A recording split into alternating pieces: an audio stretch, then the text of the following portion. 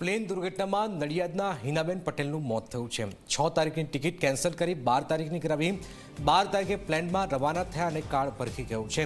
દીકરીનું એડમિશન કરવા તેઓ ભારત આવ્યા। હિનાબેનના પતિ લંડનથી આવવા રવાના થયા છે। ડીએનએ ટેસ્ટ બાદ જ હિનાબેનનો મૃતદેહ મળશે।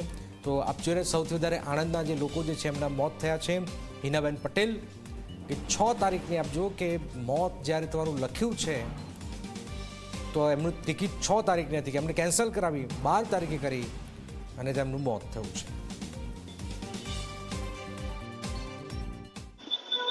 હવે આ તો એવું થાય કે નિમિત્ત છે, બાકી એમાં ભાભીની ટિકિટ તો 6ઠીએ જવાની હતી, પણ આ રથના હિસાબે એમ કે હું હવે એક્સટેન્ડ કરું ટિકિટ, એટલે 6ઠીની કેન્સલ કરાવીને એને પછી 12મીની કરાવી।